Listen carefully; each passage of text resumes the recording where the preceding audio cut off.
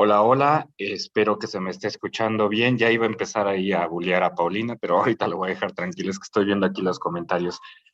Sean todos bienvenidos, bienvenidas a este inicio del coloquio. Vamos a tener un coloquio. Fue una idea que se nos ocurrió traer a alumnos destacados que ya, por supuesto, dejaron de ser alumnos y que ya se encuentran en el campo laboral haciendo cosas importantes. Ay, aquí está el rebote de la señal, ya está llegando. Ok, entonces les decía, se nos ocurrió hacer un coloquio con alumnos que ya desde que eran alumnos les veías viendo ahí como que ahí tienen el feeling, como que van para arriba, como que van a destacar, como que van a hacer algo importante. Y por supuesto, entonces nos preguntamos, ¿y qué estarán haciendo hoy en día estos alumnos que de repente están ahí ya destacándose, están desarrollando cosas, están trabajando, están poniendo ese camino que de repente luego nosotros iremos tras de ellos? Y en este caso, me gustaría iniciar con Sergio, el maestro Sergio García Nieves, que obviamente, pues sí, desde que era alumno ya le veíamos ahí como una, un desarrollo profesional prometedor, una persona que de repente muy comprometida con lo que es ser psicólogo, pero no solamente eso, sino con la rigurosidad del pensamiento. Es que de repente, pues ya le hemos seguido el camino y mucho del trabajo que estaba realizando en Francia, pues yo ya le había dicho en varias ocasiones a Sergio, oye Sergio, no seas mala onda, en cuanto termines todo lo que estés haciendo ya y te vengas para acá, nos tienes que dar una conferencia.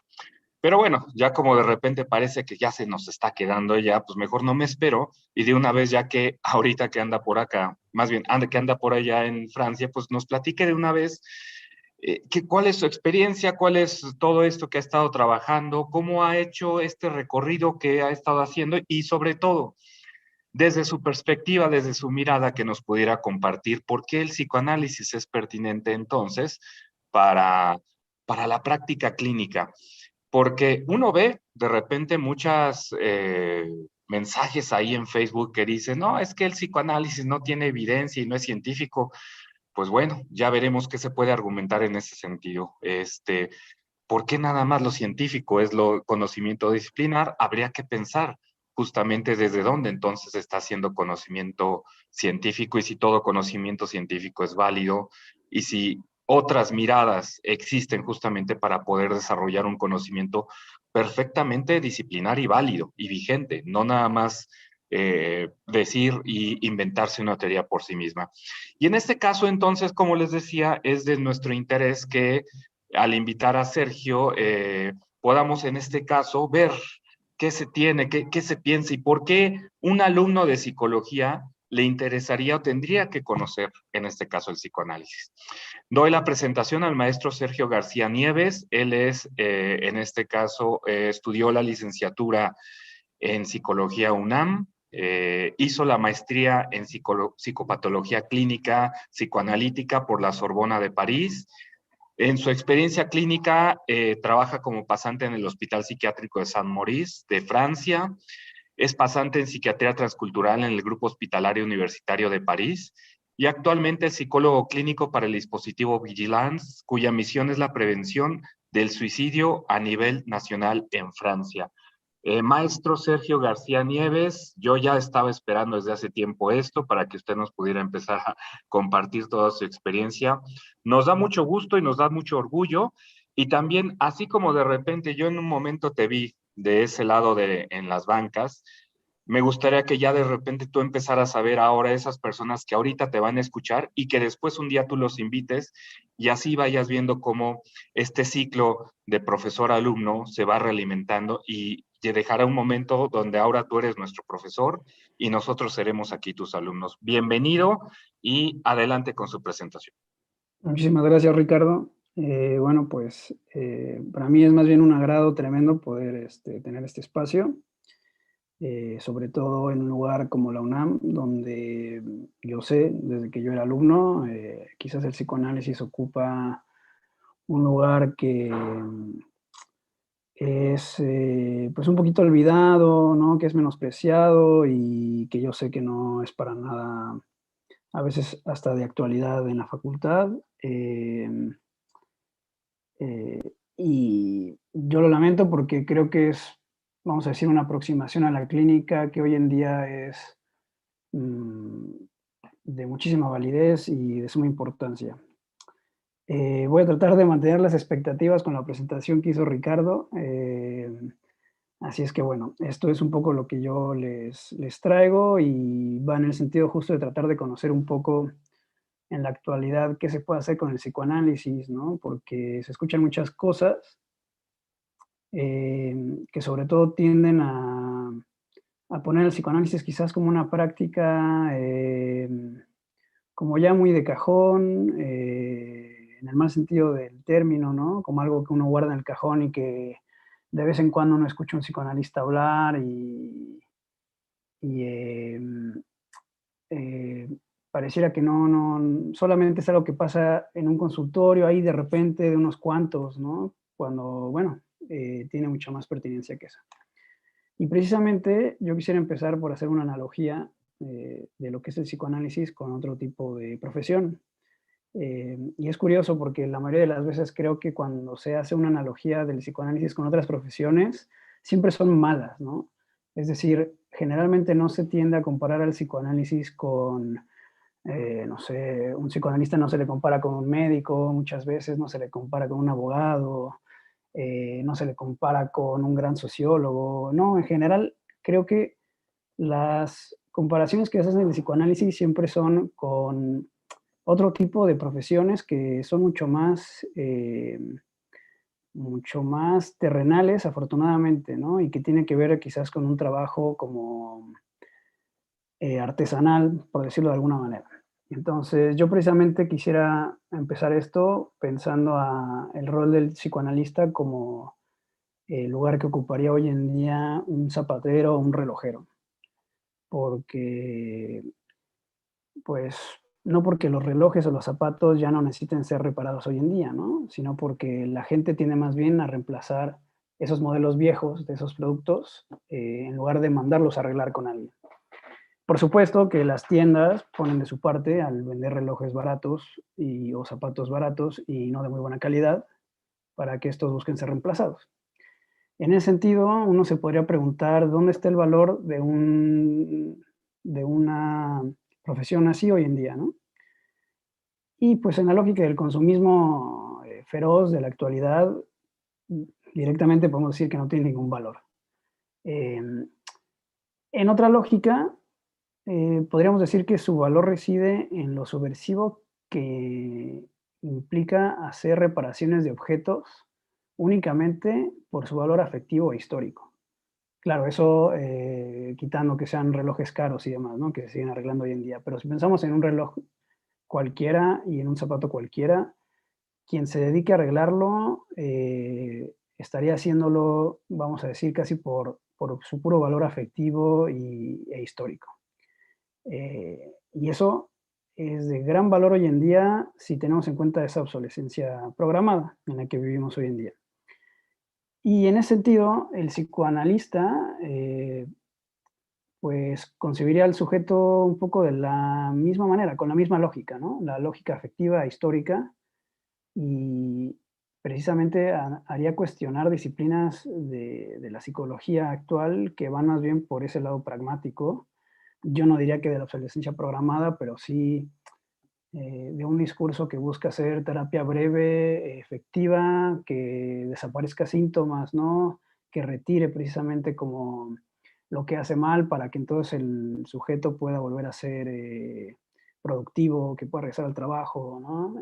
Por eso hoy en día me parece que es algo muy actual cuando hablan del burnout, que aquí, de hecho, aquí en Francia y yo sé que en México también es algo que crece cada vez más, ¿no? Es decir, trabajadores que frente a este burnout van a consultar a un psicólogo, un poquito también entre comillas un psicólogo clínico, porque es la persona que está en recursos humanos, para desahogarse un poquito y como seguir trabajando, ¿no? Porque precisamente lo importante es seguir produciendo, no estarse quejando.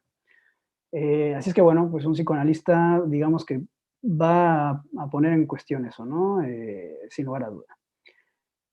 Y bueno, en ese sentido, cuando hablamos de psicoanálisis, forzosamente tenemos que hablar que el centro de las reflexiones vienen de lo que se llama inconsciente, ¿no?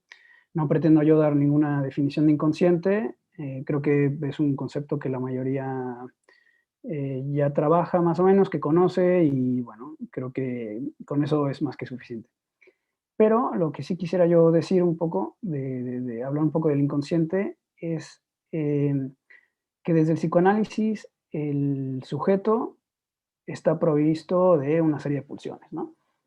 Ese concepto sí me gustaría quizás no definirlo, pero ahondar en él. El concepto de pulsión en psicoanálisis lo encontramos en alemán de la forma original como TRIF, ¿no? T-R-I-E-V. Y además de ser pulsión, también lo podríamos nosotros concebir como voluntad, es decir, como una fuerza. Y precisamente eh, hay algunos autores que han hablado de TRIF, de pulsión, como por ejemplo lo que mueve a una semilla a convertirse en árbol, ¿no? Entonces es un poco eso que moviliza finalmente, es más bien en su sentido de potencia.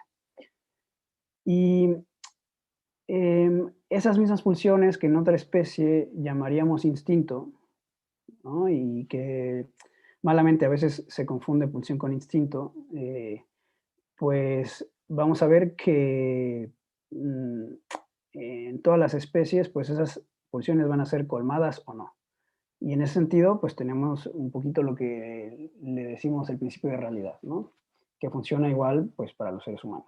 Cuando no se pueden colmar las pulsiones, pues es la realidad que tiene fuerza, ¿no? Que prima. Sin embargo, en el ser humano, pues hay algo que cambia completamente y eso es el lenguaje. Es decir, cambia las posibilidades de la realidad al hacer de ella una abstracción. Eh, y esta dimensión simbólica de la vida humana nos va a presentar con una serie de problemas. Simplemente porque cuando hablamos del sujeto humano, quiere decir que llegó a la vida y la realidad pues ya estaba interpretada por él y ya había ciertos códigos culturales y sociales que determinan más o menos lo que está bien, lo que está mal, lo que puede desear o no, etcétera. Así es que vamos a ver que desde lo más fundamental del sujeto humano va a haber siempre un malestar, ¿no? Por supuesto, esto hace resonancia con la obra de malestar en la cultura de Freud y con lo que el psicoanálisis aboga precisamente por algo que quizás no es muy lindo escuchar, pero que es que la vida cultural y social, ¿no? La vida con otros humanos, es esencialmente problemática y pues lo seguirá siendo, ¿no? Es inherente al ser humano ese malestar. Así es que el lenguaje pues será esa fuente de conflictos permanentes con aquello que deseamos. De entrada, pues porque esas pulsiones, como no pueden ser colmadas en todo momento, va a existir la provisión social, ¿no? Nosotros ya conocemos esas leyes, un poquito quizás hasta de memoria, ¿no? Pues uno no puede matar a alguien, el incesto, etcétera, ¿no? Esas leyes, por ejemplo, que Levi-Strauss estudió en su momento y que son de hecho prácticamente aplicables a cualquier cultura, por lo general, ¿no?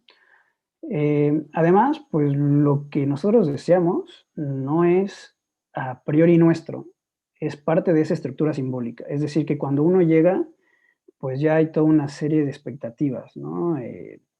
Tenemos el ejemplo clásico de los padres de familia que desean que su hijo se dedique a una cosa específica. Y en ese sentido, pues ya se espera de él algo, ¿no? Incluso llega y ya tiene un nombre, y ese nombre ocupa un lugar y un papel dentro de la historia familiar, dentro de un estatus socioeconómico, dentro de toda una serie de cosas que le darán sentido a su vida, ¿no? Vamos a ver entonces que esas pulsiones van a ser atravesadas permanentemente con la prohibición que implica el lenguaje. Y los conflictos causados pueden llegar a tal punto que el aparato psíquico no va a poder asimilarlos. Vamos, que simplemente ese malestar puede llegar a tal punto que no va a poder ser tramitado, no va a poder ser asimilado.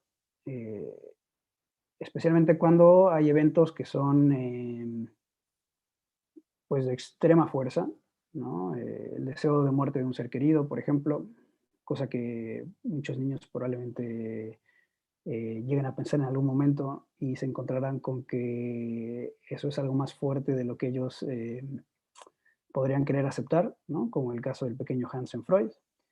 Eh, Pueden ser eventos como una desestructura emocional materna, ¿no? Que es lo que se observa a veces en el caso de la psicosis. La muerte de un ser querido también cuando se está en una temprana edad. La fusión materna, ¿no? Es decir, no poder ser realmente separar una madre de su hijo y entonces todo el tiempo está dentro de la obligación de ser objeto de la mamá, ¿no?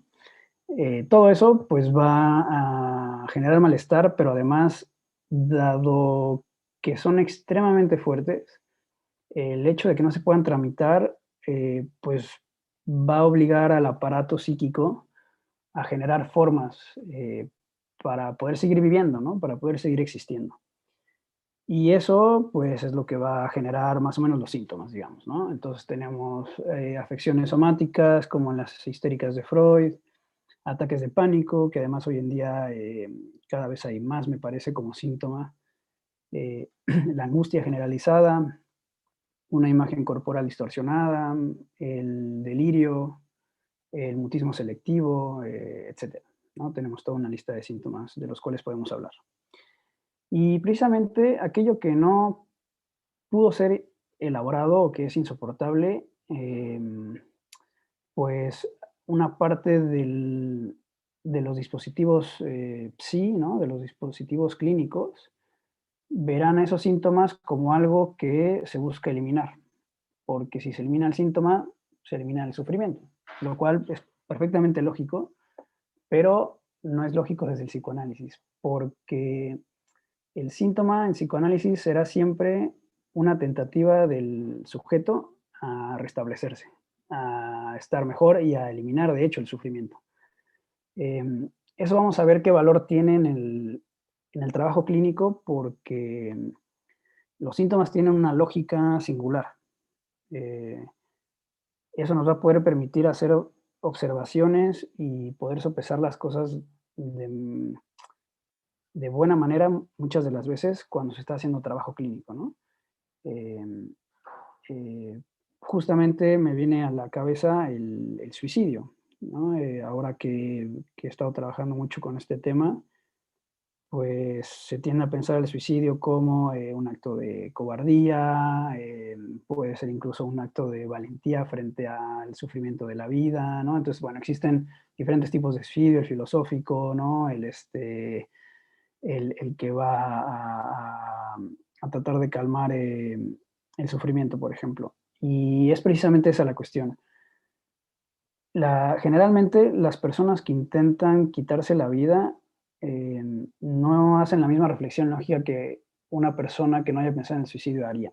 Es decir, por lo general, las personas que intentan quitarse la vida es porque quieren dejar de sufrir, quieren aliviar su sufrimiento. Lo mismo cuando hay escarificaciones, ¿no? Cuando se hacen daño a sí mismos, es una manera de aliviar ese dolor, ¿no? De forma paradójica. Y sucede de igual manera, en esta misma lógica, con el delirio, ¿no? El delirio es también una forma de restablecimiento, es un intento de restablecimiento que busca poder abstraerse de una realidad que en su momento fue insoportable, ¿no? Eh, Así es que vamos a ver en qué medida eso nos va a ayudar a pensar la clínica, ¿no? De forma distinta. Precisamente ahora mismo les voy a hablar de dos casos clínicos que me parece que podemos pensarlos desde el psicoanálisis, pero también desde otras lógicas y veremos de qué manera pues hay diferentes visiones del mismo caso y qué podría entonces en ese caso aportar el psicoanálisis, ¿no? Vemos entonces que en esta tentativa de restablecimiento va a haber un fenómeno fácilmente observable en la clínica, más allá del psicoanálisis, que es la repetición, ¿no? La repetición nos permite dar cuenta de esa tentativa de restablecimiento. Por ejemplo, cuando hay un trauma de guerra, pues nosotros sabemos que en lo que se le llama el trastorno por estrés postraumático, con mucha frecuencia esas personas eh, sueñan o piensan sin quererlo hacer voluntariamente, ¿no? Porque finalmente eso es el inconsciente, eso que no es voluntario, eh, piensan con frecuencia o tienen ensoñaciones sobre esos momentos traumáticos. Entonces, pues uno no puede decirle a esa persona como, no, pues piensa en algo más, ¿no? Intenta pensar en algo más positivo, piensa en algo que te haga sentir bien, porque esos pensamientos, esas ensoñaciones se imponen al sujeto. Y se imponen precisamente porque hay algo del momento traumático que no pudo ser elaborado y el intento de arreglarlo, digamos, dentro de la fantasía, ¿no? Dentro del aparato psíquico, eh, se va a dar cada vez que se repita el evento traumático. Es decir, el evento traumático viene y se repite y se repite y se repite en una tentativa de poderlo asir, de poderlo aprender y de poderlo resolver fantásticamente, ¿no? Y bueno, eso por lo general todos lo hacemos, ¿no? Es decir, si tenemos algo que en el futuro nos preocupa, lo vamos a repasar en la mente muchas veces, como en un intento de controlar algo que está fuera de nuestras manos, ¿no? Y bueno, precisamente eso angustia en general, ¿no? El preámbulo de las cosas asusta, el preámbulo de las cosas angustia, porque es precisamente tratar de controlar algo que está en el futuro, por ejemplo, ¿no? Lo cual, bueno, sería una buena definición de ansiedad. Y en el caso del trastorno por estrés postraumático, pues tenemos la dimensión fantástica de eso, ¿no? El problema es que ante la imposibilidad de elaborar eso, pues lo que tenemos es una repetición patológica. Y en ese sentido, lo que vendría a ser la práctica clínica desde el psicoanálisis es tratar de elaborar eso. Es decir, ¿por qué un acontecimiento resulta traumático? Eh, Porque generalmente ni siquiera es tanto lo que se vive durante ese momento, ¿no? Como puede ser una guerra, hoy un tema más actual que nunca, sino que generalmente esos eventos se ligan con algo del pasado, ¿no? Y despiertan un trauma anterior, ¿no? Es lo que en psicoanálisis se llama también el regreso de la represión, ¿no? Así es que bueno, voy a tratar de aterrizarlo más con estos casos clínicos, ¿no? Voy a ver de cuánto tiempo me da. Espero hablarles sobre más de 2 casos, pero bueno, intentaré eh, dar lo más posible de casos para que tenga más sentido esto de lo que les estoy hablando. En mi opinión, hay 2 tipos de prácticas en cuanto al psicoanálisis, pero en cuanto a la práctica clínica en general, ¿no? Está, pues, el tipo de práctica clínica psicoanalítica clásica, que es, bueno, un encuentro donde solamente es el paciente y el psicoanalista, ¿no? El paciente llega con una demanda clara, pocas veces en estado de crisis, y precisamente va allí porque hay algo que se moviliza a través de la angustia, ¿no? Pero a grandes rasgos, no son situaciones de suma urgencia, ¿no? Es decir, para que ese tipo de psicoanálisis se dé, pues se necesita tener una estabilidad emocional más o menos clara, ¿no? No se puede estar en un estado de agitación tremendo. Son, como quiera que sea, situaciones pues mucho más manejables en ese sentido. En contraste, el otro tipo de encuentro clínico que nos a los que se puede enfrentar un psicoanalista, pues es en una institución, ¿no? Donde precisamente formará parte de un equipo eh, de enfermeras o enfermeros, de psiquiatras, en fin, ¿no? De otro tipo de profesionales de la salud. Y en ese sentido, pues tienden a ser los casos más graves los que pasan por la vía institucional, ¿no? Por el hospital psiquiátrico, específicamente. Donde, bueno, pues puede pasar de todo, ¿no? Que llegue una persona con un brote psiquiátrico fuerte, ¿no? Un brote psicótico fuerte, perdón. Por ejemplo, hace poco que tuve que hacer una rotación en urgencias, pues llegó un señor que no había dormido en 3 días, entonces su discurso en realidad era sumamente organizado, ¿no? Obviamente estaba cansado, pero uno podría decir, ah, bueno, pues no se ve tan mal, ¿no? El paciente, quizás solamente con algunos somníferos para que pueda volver a recobrar el sueño, pues se arreglará el problema.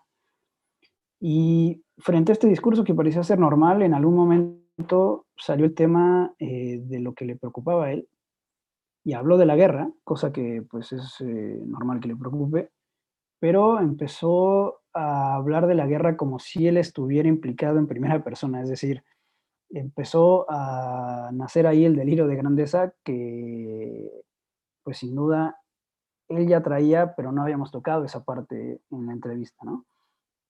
Entonces, por ejemplo, frente a ese delirio tan actual, tan fuerte que colma eh, tanto del aparato psíquico del sujeto, pues difícilmente se puede pensar en el primer tipo de práctica, ¿no?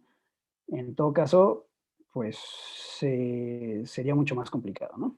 Así es que bueno, eh, en el primer tipo de práctica les quiero hablar de una paciente que he visto por algunos meses ya, que llega a la consulta y de hecho desde el primer encuentro que tenemos, pues ella me empieza a hablar de su infancia y del hecho de que pues ellos vivían en otro país de Latinoamérica donde su situación económica era desfavorable.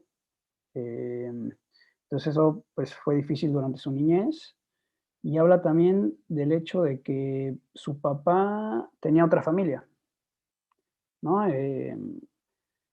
Y esto a ella le resultaba especialmente doloroso por 2 motivos, en realidad, más allá de lo general, ¿no?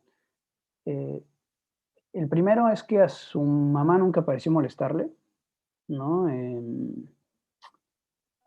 Cuando ella en algún momento le preguntó a su mamá qué sentía ella del hecho de que su papá tuviera otra familia, pues su mamá dijo que él ya estaba feliz de que cuando su papá llegara, ella pudiera ser mamá y pudiera como hacer feliz al papá de sus hijas, ¿no? Cosa que pues sin lugar a dudas generó mucho rencor en ella porque a ella le hubiera gustado al menos poder compartir como ese enojo, ¿no? Y pues ella no pudo hacer eso. Y el otro suceso, que en realidad se agrega a este primero, es un encuentro en el que llega su papá, un poco borracho, de hecho, a su casa en la noche, y pues su papá y su mamá se ponen a hablar, ¿no? Ella habrá tenido unos 6 7 años, si no me equivoco. Y comienzan a discutir. Ellos, por supuesto, no saben que la paciente está despierta, ¿no? No saben que su hija está despierta, vamos. Y el papá en algún momento dice la frase, tus hijas las bastardas, ¿no? Entonces, pues su hija escucha eso ¿no? Sin saber que le están escuchando. Y a partir de eso, pues hay algo que precisamente ella no termina de elaborar, porque ella no estaba presente realmente en esa escena, ¿no? O sea, ella no era partícipe de esa escena, ella lo escuchó, pero escondidas. Es decir, hay una parte ahí siempre de secreto en los síntomas, o tiende a haberla en todo caso. Y vamos a ver que eso, pues de alguna manera, ella lo interioriza como una especie de secreto, ¿no? Más tarde, en la vida de la paciente, pues ella de hecho intenta salirse de su casa lo más antes posible. Cuando es adolescente logra salir, empieza a trabajar y especialmente porque conoce a un hombre, ¿no? Que le permite también salir de su casa, con quien tiene un hijo cuando ella era adolescente. Y un par de años más tarde, el padre de este hijo no se quiere hacer responsable de su paternidad y abandona a su familia, lo cual pues la deja a ella con, pues, con su hijo sola y en condiciones también complicadas. Eh, digamos, el tiempo pasa, ella logra conseguir trabajo, ¿no? La situación va un poco mejor, pero eh, toda relación que ella mantiene con un hombre termina en una violencia sistemática, ¿no? Por parte de los hombres. Y son, no sé, en verdad deben de ser más de 4 o 5 diferentes parejas que tuvo, con las cuales pues siempre terminaba en una tremenda violencia, ¿no? Em, el problema también es que ella cuando está sola tiene ataques de pánico. Entonces, finalmente, eso es algo que también la deja en una posición muy complicada, el hecho de sentirse sola, ¿no? Más bien de estar sola. Es decir, cuando ella no tiene una pareja, hay un ataque de pánico que se instala. Al menos de forma más frecuente que cuando tienen los problemas de violencia de pareja, ¿no? Y precisamente cuando ella habla de uno de sus agresores, ¿no? Porque hay que llamarlos así, ella por un lado describe lo difícil que era pues toda esta violencia que ella vivía y por otro lado describe también lo tranquila que ella se sentía, que por las noches si ella tenía un ataque de pánico hubiera un hombre que pudiera estar allí para ella y calmarla, ¿no? Em,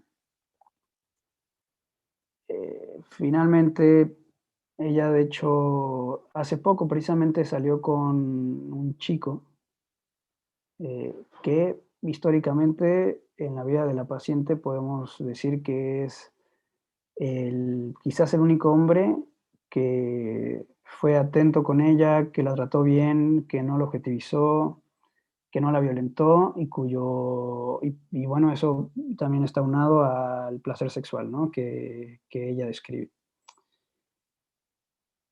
Cuando describe pues a este hombre, a mí hay algo que me saltó y precisamente yo hago la pregunta de qué fue en realidad lo que más le gustaba del chico, ¿no? Más allá de lo corporal, y habla de de sus manos, ¿no? Me dijo en un inicio, me habló de las manos de este chico.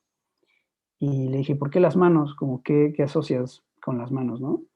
Y me dijo que, pues, ella veía en las manos de este hombre la seguridad, ¿no? Y dice, Me da seguridad el saber que si yo voy a caer, esas manos me van a sostener", ¿no? Y es decir, ella siente esta sensación de caer literal, que es lo que moviliza los ataques de pánico, busca que un hombre se haga responsable de eso, de alguna manera, ¿no? Y bueno, y la paciente también menciona que él es policía, ¿no? en Bélgica, me parece. Entonces, eso le da mucha seguridad también a ella, ¿no? Es decir, el hecho de que él sea policía le da seguridad a ella. Y entonces yo le pregunto, en esa sesión yo le pregunto, ¿pero de qué te estás protegiendo? A lo cual ella pues no sabe qué responder, pero se queda en silencio como si precisamente no tuviera que ver con la realidad violenta que ella vive, sino con algo que viene de antes, ¿no? Porque precisamente hacia allá iba la pregunta, digamos. Em, entonces, eso es a grandes rasgos lo que ha pasado con esta paciente, hay que decir, y es curioso, ¿no? Porque la mayoría de los pacientes, pues, cuando van a la sesión pagan inmediatamente después, pero ella decidió pagar al mes, ¿no? Cosa que, bueno, eh, a mí me resultó un poco sorpresivo, pero según ella es una forma más fácil de organizar sus finanzas. Y sin embargo, a pesar de pagar al mes, ella faltó a la mitad de las sesiones, ¿no? Sesiones que ella pagaba y a las cuales no avisaba que no iba o decía como me quedé dormida, es decir, eran cosas que más bien todo esto pues es las explicaciones que yo me puedo hacer, ¿no? De la ausencia, que es en ese trabajo clínico que se está haciendo, evidentemente lo que va surgiendo pues es doloroso, ¿no? Y tener que hacerse responsable de eso es sin lugar a duda muy complicado, ¿no? Quizás ese es uno de los aspectos fundamentales del psicoanálisis, es que no busca explicaciones externas, ¿no? No porque no sean importantes, ¿no? O sea, las explicaciones sociológicas, políticas, por ejemplo, de la violencia son fundamentales, pero en el psicoanálisis se hace responsable siempre al sujeto, de lo que el sujeto se puede hacer responsable, ¿no? Entonces, hacerse responsable de eso es muy complicado. En alguna de las primeras sesiones yo intenté sugerir, eh, pues, esto que en psicoanálisis decimos como identificaciones, ¿no? Esta identificación como inconsciente, por supuesto, a la madre, ¿no? Y de alguna manera también al padre, de no importa quién sea, pero tener a un hombre y que su presencia sea lo suficiente, ¿no? Como para calmarla. Eso es en realidad algo que podríamos decir, ¿no? Igual haciendo la hipótesis, ¿no? Podríamos decir que precisamente es deseo materno. Su deseo no es. Difícilmente sería su deseo. Claramente le hace mucho daño eso, ¿no? Pero hay algo ahí que se juega con la relación con su madre y que pues ella no puede terminar de soltar, ¿no? Entonces vemos ahí la repetición, ¿no? De la identificación materna una y otra vez. Lo que yo podría llamar como progreso precisamente en la vida de esta paciente es que poco tiempo después de empezar las sesiones, ella deja vamos a decir, a su violentador, no porque tuviera algo que ver conmigo, ¿no? Quizás también fueron hechos de su vida, pero lo deja y entonces empieza a salir con un montón de chicos, ¿no? Y en situaciones que le pueden generar conflictos, ¿no? Con su roomie, pero al mismo tiempo con el mejor amigo de ese roomie, que no se puede enterar su hijo de la paciente de que está saliendo con él porque es también amigo del hijo. Es decir, una conexión ahí que no puede acabar en otra cosa más que en conflicto, ¿no? Pero es otro tipo de conflicto, ¿no? Y cuando ella explica precisamente esta situación como de triángulo amoroso, ¿no? Que en apariencia parece molestarle, en realidad le molesta porque es una situación complicada, pues yo le pregunto, más o menos, no me acuerdo de la pregunta exacta, pero le pregunto como qué gana realmente ella con eso, ¿no? O si ella quiere seguir en realidad en ese triángulo. Me dice que sí, que lo está disfrutando, ¿no? Está disfrutando, poderle gustar a muchos hombres. Y le dije: "Sí, ¿y por qué?", ¿no? O sea, ¿por qué con ellos, por ejemplo? Y bueno, la paciente dice: "Porque quiero ser aceptada y amada", ¿no? No por un hombre, digamos, por muchos hombres. Em, Precisamente en el mismo sentido de la repetición, ¿no? Eh, Vamos a decir un poco en el mismo tenor de la hipótesis, que todo esto busca, rehacer un cierto camino de la vida de la paciente y quizás,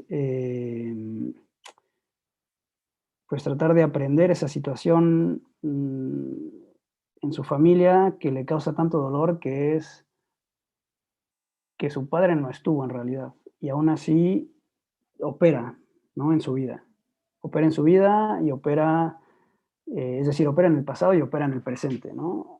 Por el tema de la identificación. Probablemente materna, probablemente paterna, no lo sé. Ahora, bueno, eso es a grandes rasgos un caso clínico, ¿no? Donde vemos la cuestión de las identificaciones y de la repetición. Ahora quisiera hablarles de otro caso que precisamente yo creo que hubiera sido imposible tratarlo, más bien estoy seguro que hubiera sido imposible tratarlo en un aparato clínico clásico, ¿no? De paciente psicoanalista. Y es una familia que, bueno, llega muy preocupada a consulta porque su hija ya está a punto de cumplir 13 años y no habla una sola palabra de francés, ¿no? Eh, Esto fue en la psiquiatría transcultural que realicé como estancia aquí y que también se puede llamar etnopsicología, ¿no? Etnopsicoanálisis, perdón. Entonces, llega la familia muy preocupada porque existe este mutismo selectivo, ¿no? Su hija de casi 13 años no habla una sola palabra de francés, ni en la escuela ni con nadie,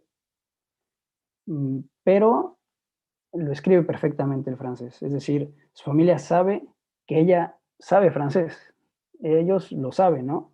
Claro que toda su familia, pues, son migrantes de Sri Lanka, entonces, pues, su lengua materna evidentemente no es el francés, ¿no? Y nadie en su casa habla francés. Y sin lugar a duda, pues, la familia se está inquieta porque mientras más pasa de grado la niña, pues, mayores exigencias hay con respecto a que ella hable. Es decir, no todo lo puede presentar por escrito. Y vieron a un montón de profesionales, ¿no?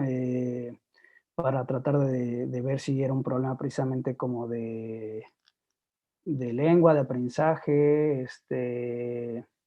fueron con un ortofonista, fueron también con psicólogos y, bueno, pues ella no hablaba, entonces no podía realmente haber, ningún tipo de diálogo y ningún tipo de empresa, clínica, vamos a decirlo así. Y en este tipo de aparato clínico, el del etnopsicoanálisis, pues es, digamos, un dispositivo grupal, ¿no? En el que hay un traductor, hay también etnólogos, hay psicólogos, hay psicoanalistas, y se trata de manejar, pues, mucho lo que tiene que ver con la historia familiar y la, problemática migratoria de la familia, ¿no? Eh, Porque a veces, como es el caso de esta familia, la migración resulta tan problemática que más bien es traumática, ¿no? Y entonces, en las sesiones, al cabo de las sesiones, la mamá habla de cómo esa hija, la que presenta el mutismo selectivo, era la más querida, ¿no? Y ellas, cuando ella era más pequeña, nunca se separaban, hacían todo juntas, había una cercanía enorme, ¿no? Y pues nos hizo pensar al equipo, eh, precisamente una identificación a la madre, ¿no? Cuando la madre llega a Francia, es tiempo después de que su esposo haya venido por temas de trabajo y demás. Entonces llega a Francia de un matrimonio que está arreglado y que es como si le hubieran desprendido a ella de su casa, ¿no? Porque antes de venir a Francia ella estaba pues plácidamente con su familia, ¿no? Con lo que ella conocía, con su lengua, con su país, y de repente llega a un país desconocido, ¿no? Con una lengua desconocida, y de alguna manera la paciente dice, al tener su primer hija, pues ella tiene un lazo más con la realidad, ¿no? Es decir, un lazo que tenga más peso y no solamente eh, pues lo ajeno y lo extraño que puede ser otra cultura y otra lengua. Así es que en gran medida, pues ella deposita mucho de lo que es, ¿no? Y mucho de lo que ella desea precisamente en su hija. Dicho de otro modo, ella no quería estar en Francia, vamos. Ella no quería aprender francés. De hecho, la madre no habla muy bien francés, a pesar de que lleva 15 años aquí en Francia.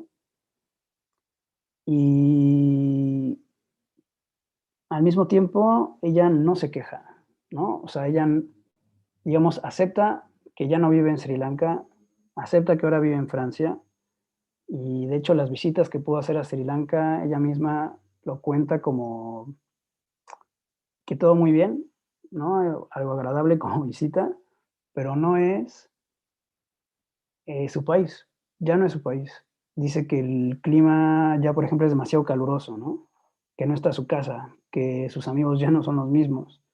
Entonces ella sabe que su país, de hecho, vamos a decir, su hogar está en Francia. Si fuera por ella, ella no se regresaría a Sri Lanka. Pero eso no quita que haya un deseo pasado, incluso también presente, de no querer estar aquí, ¿no? En este país. Y su hija, pues, responde a ese deseo materno, ¿no? Es decir, hace también la huelga frente a no querer estar en Francia y no querer hablar lo que implica el francés. Y pues la hija, de alguna manera, la hipótesis que se puede hacer es que precisamente cargó con ese deseo materno, ¿no? Hasta que la hija no pueda hacerse cargo de su deseo, del el verdadero deseo de la hija, pues seguirá viviendo el síntoma de la madre, ¿no? De la misma forma que podríamos pensar que hasta que la paciente no logre separarse del todo de ese pasado y del deseo de un padre, pues no podrá pasar a otra cosa que la repetición, pues que la repetición traumática, ¿no? Entonces, vemos cómo en ambos casos, con sus diferencias, compartimos el tema de la identificación y vemos en qué medida la escucha analítica, ¿no? El aparato teórico psicoanalítico nos permiten pensarlo de forma distinta, ¿no? Em, porque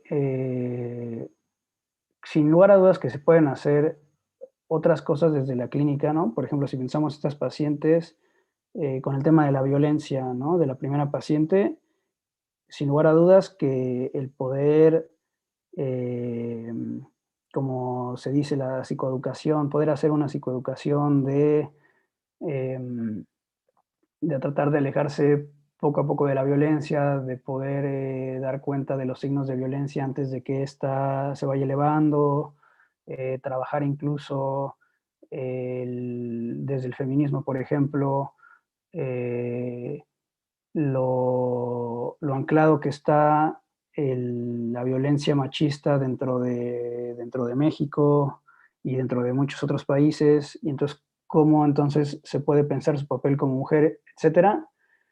Habría muchas cosas que hacer por ese lado, ¿no? Pero el problema quizás es que si apelamos a que es, como yo lo creo, una repetición sintomática, inconsciente, pues todos esos dispositivos conscientes no van a llegar muy lejos. Y bueno, eh, al menos es lo que yo he podido constatar con ella, porque ella ya está inscrita como en varios programas precisamente como de este tipo de cosas, ¿no? Donde intenta como trabajar la parte consciente, pero siempre hay algo que la termina regresando a lo que es sintomático, repetitivo, ¿no? De igual manera, pues tiene un problema de alcoholismo, no muy severo, pero tiene un problema de alcoholismo y intentó ya muchas cosas, pero el alcoholismo no parece tener que ver realmente con la sustancia como tal, ¿no? Es decir, no parece ser una adicción propiamente biológica, sino que va a tratar de paliar, como muchas otras adicciones, la angustia que ella siente, pero que viene de otro lado, ¿no? Que viene precisamente de su pasado.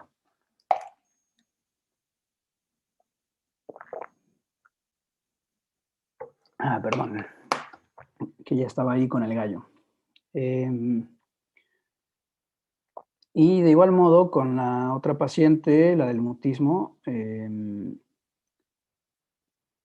pues muy difícilmente se podría hacer algo con lo conductual, por ejemplo, ¿no? Porque se intentó de varias maneras y no es que ella, es que precisamente no es que ella no quisiera hablar, ¿no? Ella probablemente quería hablar francés, pero es el inconsciente que se impone, ¿no? Es el síntoma que se impone y el silencio, en este caso, en ella, que se impone.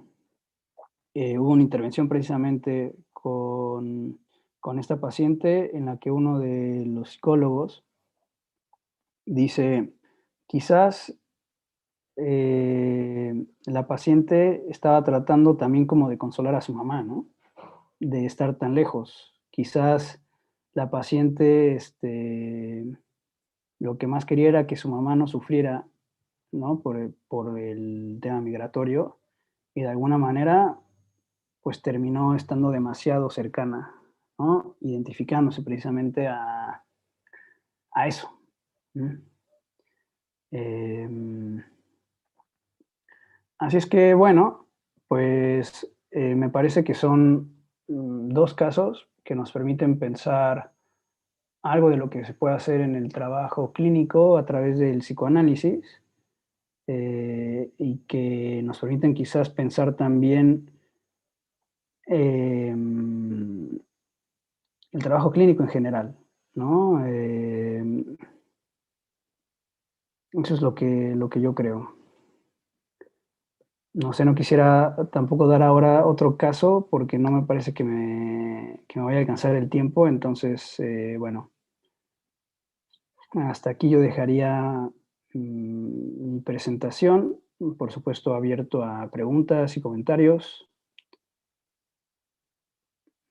Ok, veamos. Hay varias que se resumen en una, Ok. que es obviamente la pregunta del millón, y que de hecho incluso yo hasta lo he visto así en comentarios en Facebook, Ujú. unas muy interesantes, ¿no? Que de repente dice, es que el psicoanálisis no tiene evidencia y nosotros, los Ah, cognitivos conductuales, sí tenemos. Mira, te las centro así.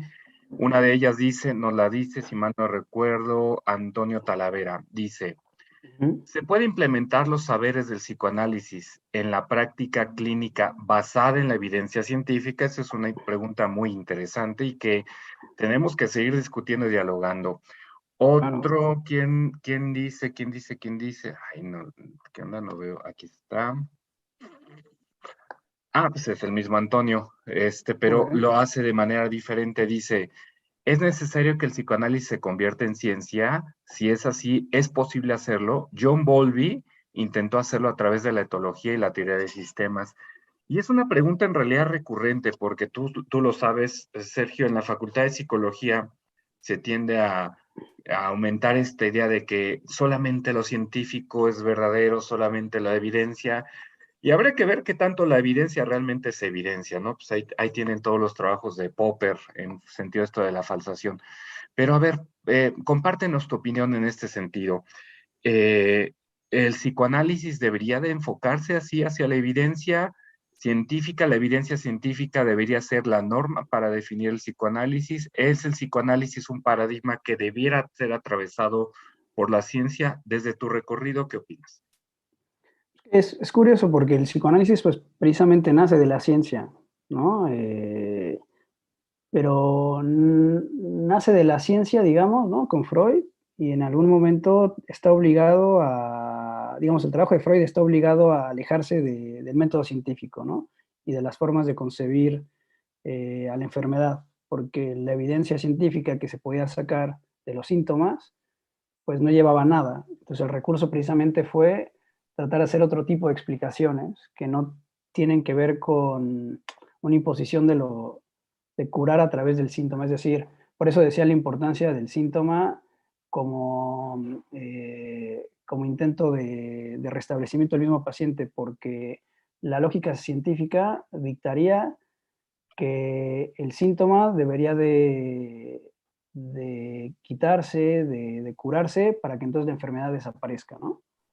Y vemos que pues eso no se sostiene, ¿no? En realidad, quizás por eso el psicoanálisis pues es tan incómodo, porque va todo el tiempo a poner en cuestión el método científico, lo que llamamos ciencia, ¿no? Por supuesto que puede haber diálogo, y de hecho yo creo que todo el rato lo hay, pero no va a ser un diálogo que vaya a conciliar como, no sé, mm,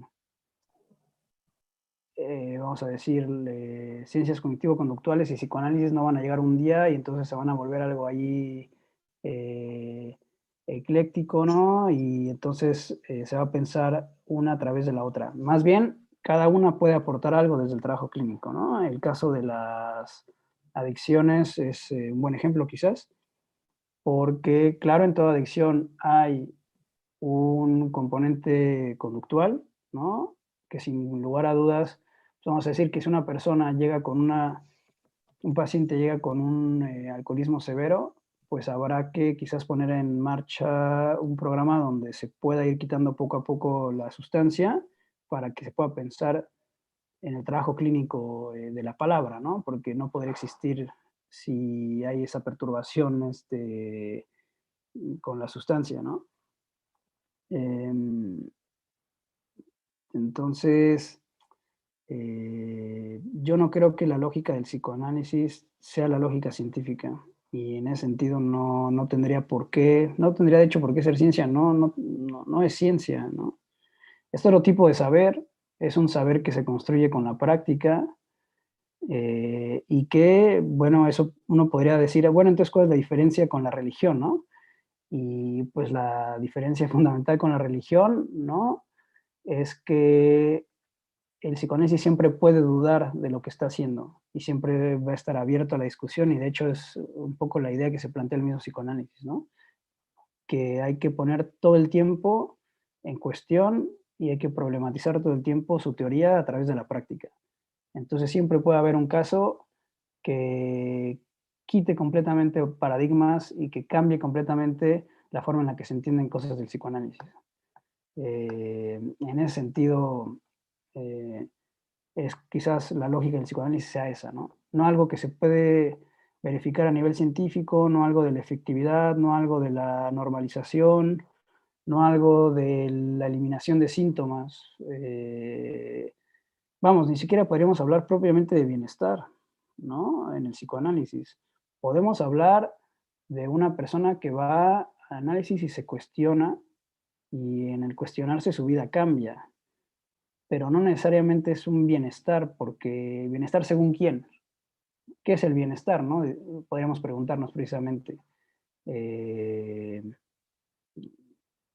Tiene que ver con lo a gusto que uno se siente en el trabajo, lo bien que lo hace, la felicitación que recibe en todo, que recibe uno de la cantidad de dinero que gana. Es decir, dado que la lógica del psicoanálisis es completamente subjetiva, pues no podríamos hacer generalizaciones científicas por ese lado al menos, ¿no? No sé tú qué opinas, Ricardo. No, sí, de acuerdo, en muchos sentidos, efectivamente, son paradigmas diferentes, pueden dialogar entre ellos, pero tanto como mezclarse, eso sería imposible, y tampoco necesariamente tendrían que estar de acuerdo. Hay sus premisas y hay sus puntos de vista, y que plantean obviamente una consideración de sujeto diferente. Muy bien, aquí nos dice Nancy Rojas, tuve un caso semejante al primero que comenta, y es cierto, esta paciente tenía abordajes por ser muy celosa, pero aunque intentó a muchos abordajes, no encontraba explicación. Es que eso es cierto, y esa es la parte que me parece que es importante. Justamente, me parece que desde lo cognitivo-conductual se intenta generar un sentido, mientras que desde el psicoanálisis lo que se busca es que encontrar el mismo sentido que produjo el paciente. Y eso es, me parece que uno de los elementos fundamentales diferentes del método científico o de una aproximación positivista lógica. Aquí hace Maribel una pregunta. Ujú. Dice, ¿cómo hacer el trabajo clínico del psicoanálisis infantil? Yo aquí voy a juntar esta pregunta de Maribel, la voy a anexar con una pregunta que yo tengo aquí, muy, muy personal. Y ahora sí, este es mi foro, entonces ni modo, se amolaron. Que de repente podríamos decir en este caso, ¿y qué se hace en intervención en general en Francia, a diferencia de lo que sucede en México? ¿Cómo verías tú estas diferencias de intervenciones en cuanto a considerar lo que es la patología, considerar, por ejemplo, no usan el DSM-5, entonces, ¿qué se hace? Eso nos sirve así como punto de referencia para también conocer en otras orbes cómo es que se considera y cómo se maneja en este caso la intervención clínica. Y entonces, pues aprovechamos la pregunta de Maribel para ver cómo es esto del ¿Cómo se interviene psicoanálisis con...? infantil, Claro. pero también en Francia. Pues a ver, hay que decir también que no, en Francia sí se utiliza el DSM-5, ¿no? Cada vez más. Entonces, bueno, de alguna manera compartimos los mismos problemas, pero la diferencia quizás radica en que la tradición psicoanalítica aquí es tan grande que de alguna manera logró hacer comunicación, logró en verdad hacer un lazo. Un psiquiatra que sigue el DSM-5 de forma así muy cercana y del cual se sirve para hacer su trabajo, no se va a negar al diálogo con un psicoanalista. Entonces, pues digamos que ambos van a estar problematizando su discurso en favor del paciente, ¿no? Lo cual, bueno, toma tiempo, ¿no? Es mucho más complejo, implica recursos, pero es lo que se intenta hacer. Mm, Entonces, la idea es precisamente tratar de hacer equipo, ¿no? En ese sentido, en las instituciones psiquiátricas, para que pues el psiquiatra finalmente se ocupa de algo, ¿no? Que pues es la prescripción de medicamentos, y tendrá un vocabulario y una nociología que va a ser distinta del psicoanalista. El psicoanalista un poco está obligado también a conocerla porque trabaja en la institución, pero no la va a utilizar en el trabajo clínico con el paciente, ¿no? Entonces, el psiquiatra, pues, va a restablecer de alguna manera, de la forma más general, ¿no? Va a restablecer eh, al paciente para que éste pueda empezar, pues, un tratamiento del habla, ¿no? De la palabra con el psicoanalista. Y como quiera que sea, pues eso tampoco sucede todas las instituciones aquí, ¿no? O sea, hay instituciones donde efectivamente le cierran las puertas a los psicoanalistas o a las personas que saben que vienen de una maestría que es psicoanalítica, simplemente no los quieren allí porque tienen otra lógica, tienen otra forma de pensar y de aproximarse a las enfermedades, ¿no? Eh, Esa quizás es la cuestión. Y bueno, con respecto al psicoanálisis infantil, em, pues la realidad es que el psicoanálisis infantil, obviamente, como cualquier tipo de terapia, pues se tiene que hacer con los padres, ¿no? Mm, de alguna manera su presencia es necesaria porque son ellos en realidad, o sea, un niño, sobre todo muy pequeñito, ¿no? Como lo vimos en este caso clínico, mm, no tiene un síntoma por sí mismo, o sea, es el síntoma de los papás, la mayoría de las veces, ¿no? O sea, los hijos son el síntoma de los papás, la mayoría de las veces, y más bien ahí lo que se puede hacer aquí en Francia, y que de hecho se hace mucho, es un tipo de institución que se llama como centro de acogida de padres e hijos.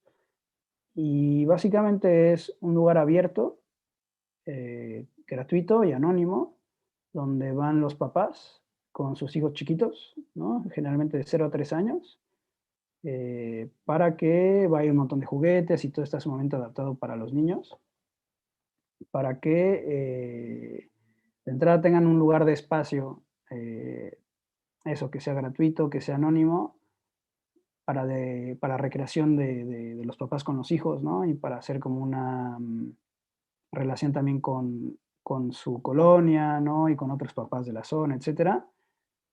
Eso es un poco lo que se le vende a los papás, ¿no? Y por el lado del psicoanálisis, porque de hecho este dispositivo fue creado por François Dolto, eh, hay una serie de psicoanalistas, ¿no? Dos, en realidad, que están presentes y que acompañan el juego del niño con la palabra, ¿no? Es decir, hacen observaciones, le preguntan a la mamá como, bueno, ¿qué tal duerme su hijo? Eh, Intentan precisamente ver qué comunicación se puede mantener con ellos dos presentes, ¿no? ¿Qué te va a decir el juego del niño con respecto a lo que a veces a las mamás o a los papás les preocupa de sus hijos, ¿no? Digamos, el juego de los niños, especialmente los más chiquitos, pues es lo que está ahí como palabra, ¿no? Y en el mismo acompañamiento, e incluso en la observación, en la pura observación, hay cosas que se elaboran, ¿no? Sobre todo cuando son niños tan chiquitos, lo que yo pude ver que pasaba mucho, pues era, por supuesto, la separación de la mamá con su hijo, ¿no? En el que pues tenía miedo de tener que llevarlo ya al kinder, ¿no? Y pues no quería separarse de él, ¿no? Le generaba pues angustia tener que separarse de él y un lugar como este permite hacer eso, ¿no? Permite una separación como más dulce, ¿no? Y digamos que la misma mirada del psicólogo que está ahí valida un poco como el rol materno, ¿no? Porque obviamente no, jamás se van a hacer intervenciones como de, no, es que eso no se hace, lo que usted está haciendo no se debe hacer. Más bien va por un lado de decir, claro, tú eres la mamá y el mero hecho de que yo esté allí y que yo le preste atención como externo a la relación de madre a hijo, ¿no? A la maternidad, a tu maternidad, ¿no?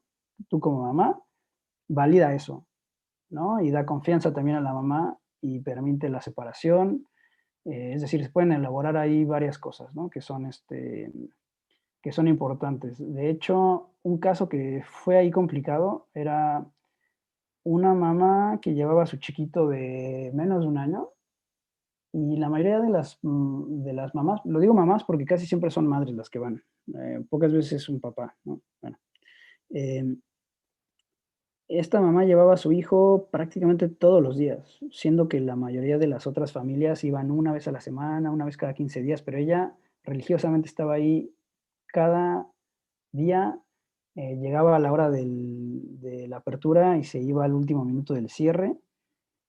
Y pues resulta, después de haber compartido con la mamá ahí varias horas, pronto te cuenta que ella en realidad había tenido una hija antes, que pues lamentablemente murió cuando era muy pequeña. Y pues afortunadamente después pudo tener a su hijo, pero ella veía mucho de su hija fallecida en su hijo y su hijo pues identificaba a su mamá, jugaba con eso, ¿no? O sea, había como muchos rasgos y muchas cosas que se podían decir como la mamá todo el tiempo decía, es que sí, mi hijo tiene cabello como de niña, y es que hacía algo, hay algunas comparaciones, ¿no? En el juego del niño se observaba también algo que tenía que ver algo un poco con la muerte. Es decir, la mamá iba ahí pues a tratar de elaborar algo y el hijo también, ¿no? Es decir, estaba tratando de decirnos algo sin palabras. Cuando el niño llega, de hecho, pues está muy agitado, ¿no? Sin razón aparente y le toma algunos días, algunas semanas como seguir un ritmo que sea como más tranquilo, ¿no? No necesariamente el de la ausencia precisamente de la hermana muerta, ¿no? Sino el de la vida, precisamente, ¿no? El de la vida allí, el de una maternidad que empieza de nuevo, es decir, una serie de cosas que permitieron ese espacio. Ese es un ejemplo.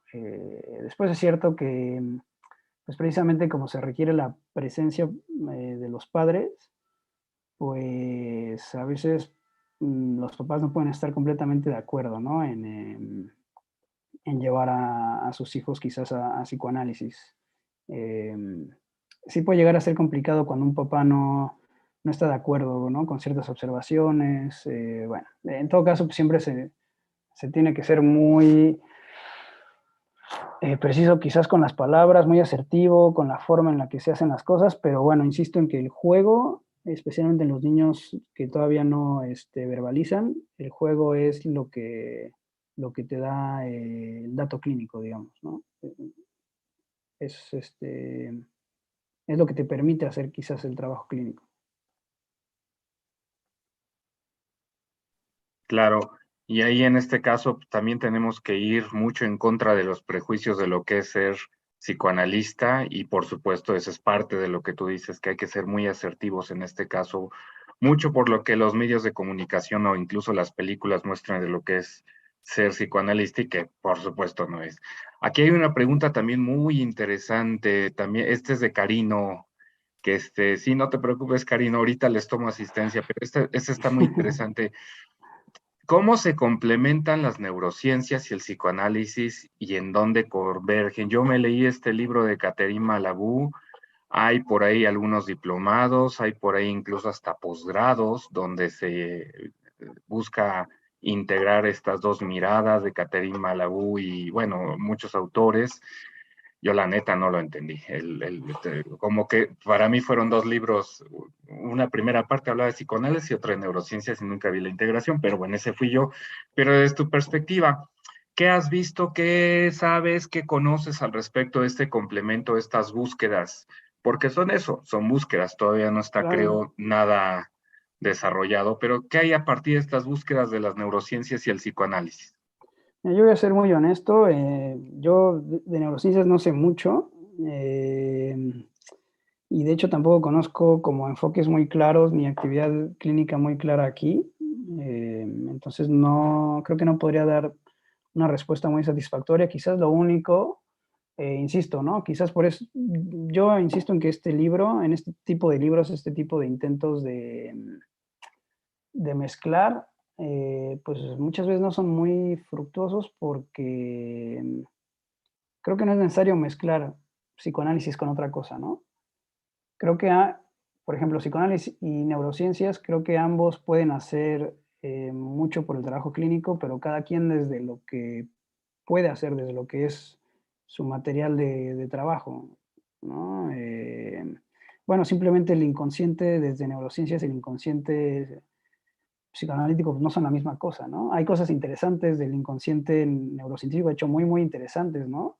Patrones que se observan en el sueño, ¿no? En el tacto de la piel, es decir, hay un montón de cosas que el inconsciente neurocientífico, digamos, sí, es verdaderamente fascinante, pero el inconsciente psicoanalítico pues es otra cosa, ¿no? Tiene que ver forzosamente con la palabra, tiene que ver forzosamente eh, con las representaciones y con las producciones del inconsciente, ¿no?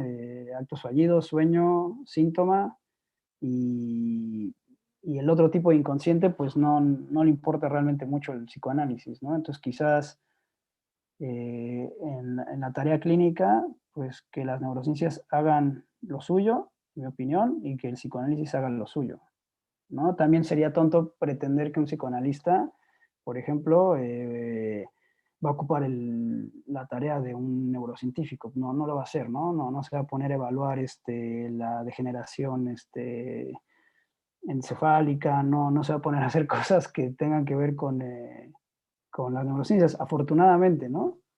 Bueno, al menos no debería de hacerlo. También hay algunos, lamentablemente hay algunos psicoanalistas que también se sienten capaces de hacerlo todo y pues no es cierto. Hay que conocer sus limitaciones, vamos. Sí, sí, sí, estos que de repente quieren comprender hasta la guerra de Ucrania y Rusia con psicoanálisis y pues no.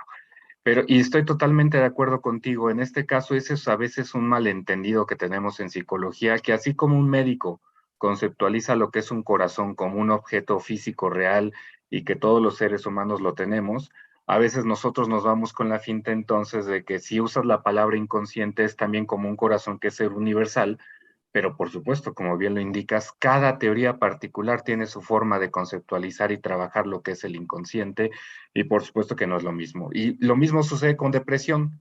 Si alguien Sí. lo dice un psiquiatra, pues es una cosa, si lo dice un psicoanalista es otra, si lo dice un psicólogo cognitivo-conductual, un constructivista, incluso dentro de estas mismas escuelas aparecen formas diferentes de conceptualizarlo, y ese es el problema. Como no somos muy claros de esto, luego no somos muy serios tampoco, y a cualquier cosa le llamamos depresión. Entonces, muy cierto esto que estás comentando, Sergio.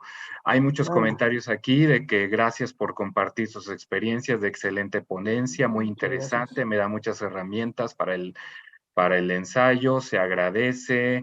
Que sí es cierto que sí estás en Francia, a ver si es cierto que atrás está de noche. Bueno, ese fui yo. Pues mira, Este, no sé qué tan tarde sea, pero pues muy seguramente noche, sí ya ya es es de de noche, noche. ya es ser de Sí. noche allá en Francia. Otra pregunta, esta la hace Lorena, dice, ¿has leído Psicología, Ideología y Ciencia de Néstor Brownstein? Si sí, ¿consideras que es válido su postulado del psicoanálisis como una ciencia y la psicología como ideología poco fundada? Bueno, es que ese libro de Brownstein es de cabecera para todos. Y bueno, pero también está, después Brownstein escribió el otro, el de clasificar en psiquiatría. Hay varios libros donde Brownstein sigue derivando y dialogando sobre esto. Yo también de repente recuerdo el libro de Construyendo Psicopatología de este Ian Parker, está el otro de Jerusalinsky, del libro negro de la psiquiatría. Es decir, hay muchos textos que trabajan justamente esta fundamentación de la psicología desde la perspectiva ideológica, que lo consideran una Ujú. posición de derecha y que sostiene un status quo frente a un psicoanálisis que lo que en realidad es subversivo en muchos sentidos, ¿no? Entonces, ¿qué Sin opinas al duda. respecto de esto, Sergio? Sin duda. Pues sí, a ver, creo que precisamente el psicoanálisis, por su forma de actuar, ¿no? Por su forma de trabajar, pues permite hacer crítica de mucho de la psicología, ¿no? Este, y pues precisamente como el psicoanálisis nos presenta a un sujeto que pues no es amo de sí mismo, ¿no? Ni de sus discursos, ni de sus actos, eh, sino que implica un trabajo, ¿no? De entrada para poderse apropiar de todo eso, pues esa forma de pensar exenta, digamos, una lógica precisamente capitalista y una lógica positiva, ¿no? En el que, insisto, esto de quitar síntomas, mejorar al sujeto desde lo consciente, hacerlo como más fuerte, Pues no, o sea, el psicoanálisis no va a decir eso y precisamente las críticas van a ser muy fuertes ante quienes lo intenten, ¿no? No porque la psicología, otro tipo de aproximaciones, sin duda que tienen su valor, pero el psicoanálisis pues va a abogar todo el tiempo para poner en duda, de entrada a sí mismo, lo cual creo que es perfecto que lo haga, ¿no? Siempre ponerse en duda a sí mismo y además servirá para poner en duda todo el tiempo los otros quehaceres clínicos, ¿no? Yo pienso precisamente en este otro libro, el de Clasificar en Psiquiatría, y pues sí, Brownstein hace el tipo de crítica que siempre eh, va muy cercano a decir, desde lo histórico además, desde lo filosófico, por qué esas herramientas de la psicología se pueden poner en duda, eh, y el psicoanálisis entonces, ¿qué puede hacer al respecto? ¿No? Y es verdad, yo por eso estaba pensando también en esto del burnout y este tipo de conceptos que van surgiendo, como tratando de, como tratando de asir un problema que es precisamente el de la cantidad de trabajo que puede tener uno, ¿no? Es decir, el decir que existe el burnout es implicar que está bien que uno trabaje muchísimas horas sin descanso y que, bueno, también está bien sentirse mal, pero no tan mal, ¿no? No vayas tú a cuestionarte por qué estás trabajando en eso, qué estás haciendo de tu vida. Más bien preocúpate por estar mejor para poder seguir trabajando, ¿no? Eh, pues se puede aplicar esa lógica, o sea, no hay ningún problema, pero no se va a hacer del psicoanálisis. Y evidentemente el psicoanálisis tendrá opiniones muy marcadas al respecto, lo cual también yo creo que es bueno que exista esa problematización, ¿no? Creo que simplemente la palabra lo dice, ¿no? El hecho de que en las aproximaciones psicológicas se trata de resolver problemas, conflictos, entablar diálogos, todo eso está muy bien, ¿no? Y en el psicoanálisis se problematiza. O sea, ya de entrada es querer hacer problema de algo que tal vez pareciera que no lo hay, ¿no? Es decir, el psicoanálisis está ahí en gran medida para ser incómodo y para preguntarse y cuestionarse las cosas que están dadas, ¿no? Entonces, pues yo concuerdo en gran parte con quizás la obra de Brownstein. Y bueno, lo único que sí es que, claro, porque yo también recuerdo que a mí me pasó eso, ¿no? Yo leía esos libros y decía, la psicología entonces no sirve de nada, es impresionante. Y no es cierto tampoco, ¿no? O sea, la psicología sí sirve, ¿no? No podemos tampoco olvidar, no podemos tampoco negar la realidad en la que vivimos, ¿no? El tipo de exigencias que hay, es decir, también existe el principio de la realidad y también existe el quehacer de la psicología, ¿no? Que pues, sí es importante al final. Tiene una función y está en pleno derecho de ejercer sus funciones, ¿no? Y de también querer hacer que dentro de lo consciente las personas puedan estar un poco mejor. Ahora, se quiere ir más lejos, pues habrá que pensarse entonces otra cosa, ¿no? Es simplemente esto que yo ponía como ejemplo el alcoholismo, ¿no? O los celos, también estaba pensando hace rato con esto de los celos, ¿no? El alcoholismo, muy bien, se puede hacer ahí toda un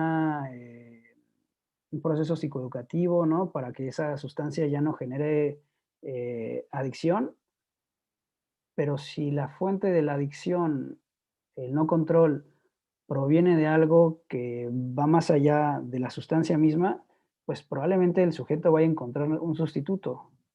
No va a eliminar la adicción, solamente la va a sustituir por otra cosa, porque el malestar no estaba allí, ¿no? Los celos un poco parecido, o sea, uno puede tratar de analizar o de encontrar patrones que lleven a la persona a pensar los celos, pero eso no va a quitar el hecho de que los celos tengan una función de esa persona, ¿no? Por ahí no me acuerdo qué psicoanalista decía que precisamente los celos, em, pues de hecho creo que no era psicoanalista, era Slavoj Žižek, me parece, en una conferencia, ¿no? En algún momento él decía, Lo curioso con los celos es que uno los puede tener, uno puede sentirlos sin tener evidencia de la realidad. Es decir, puede existir la persona que tenga, que le estén engañando en la cara, ¿no? Y que todo el mundo le diga el típico date cuenta, y aún así no va a sentir celos, no va a estar celoso, ¿no? Esa persona va a estar completamente certera hacia que no le están engañando, ¿no? O no le están engañando. Y está también el otro, que cualquier tipo de duda pueden también demostrar la mayor seguridad y certeza posible en una relación y, y va a sentir celos, ¿no? Porque los celos precisamente, es decir, el hecho de que haya evidencia o no, no le quita la dimensión patológica a los celos. Entonces, tratar de abordarlo desde la lógica, cuando los celos son justamente ilógicos, pues no va a llevar probablemente a mucho, ¿no? Al menos, más bien habría que cuestionarse eso, ¿no? Los celos de cada uno y que esa persona se haga responsable de eso que siente. Ya está, no sé. Así es, y son preguntas entonces, son cuestionamientos que efectivamente la psicología debería de abordar y bueno, a veces no hace. Entonces, el conocimiento avanza en el disenso, no nada más en el consenso. Y aquí voy a juntar varias que de repente se van más o menos por la misma. Aquí una de ellos, ya perdí quién lo dijo, pero es que las anoté y las copié y ya no veo quién lo dijo, pero dice, el psicoanálisis sigue considerando a la sexualidad como la base de la vida mental y la psicopatología. Tiene mucho que ver con esta forma como se nos construye, que es el psicoanálisis y cómo se piensa hoy en día, con estos mitos que hay efectivamente, pero también en este caso habría que hacer estas reflexiones más profundas. Otra, hay otra pregunta al respecto de ello. Bueno, esta es de Diana, sí la vamos a hacer, no la iba a hacer, pero dije, hasta que se titule, la hacemos, pero bueno, te voy a dar chance, Diana. Pero ahí nada, estamos esperando a que te titules, ¿eh? Dice, hay un mito que nos mencionan en la Facultad de Psicología sobre el psicoanálisis, no es para cualquier persona. ¿Cuál es su postura respecto a ello? La típica, de que no, si es una cosa así muy sencillita, pues cognitivo-conductual, y si es algo más profundo, entonces sí, psicoanálisis, que me parece efectivamente que ese es un mito, porque así no es la cosa, pero ¿cómo pulula esa creencia? Y una tercera, que va justamente dentro de esta cuestión de los mitos. El objetivo entonces de la terapia es la felicidad, si sí o no, y si no, pues entonces ¿para qué vamos a terapia psicoanalítica en este caso? Sí, sí, claro. Pues sobre el primero, sobre la sexualidad, pues sí, yo creo que sigue siendo piedra angular de las reflexiones, pero hay que pensar primero que creo que eso también, quizás los psicoanalistas o los que trabajan desde el psicoanálisis caen también en ese, no sé si sea un error o una especie de vicio, que es siempre hablar de Freud, ¿no? Hablar de Lacan y luego se deja fuera como todo el trabajo que se hace actual, ¿no? Contemporáneo, porque claro, pues uno repite a Freud, ¿no? Y como es este siglo XX, pues uno tendría la tendencia de creer que sigue siendo lo mismo, ¿no? Y sobre la sexualidad, si nos preguntamos qué es la sexualidad para el psicoanálisis hoy en día, pues dista mucho de lo que Freud dijo. Hay muchas cosas que se mantienen, pero hay otras que no, pues que ya avanzaron muchísimo afortunadamente, ¿no? Y ahí precisamente yo creo que está el diálogo que puede tener el psicoanálisis también con otras ciencias.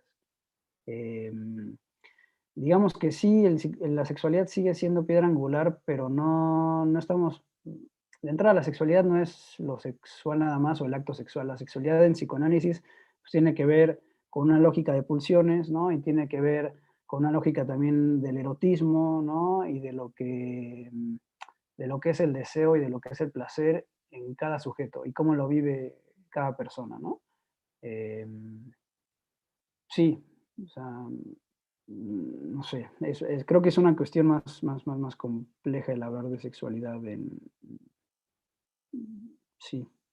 A veces siento que se banaliza quizás un poco cuando en psicoanálisis se habla de sexualidad, no es el acto sexual, no. Vamos, a veces ni siquiera tiene que ver con los órganos sexuales, ¿no? Tiene que ver con con otra cosa.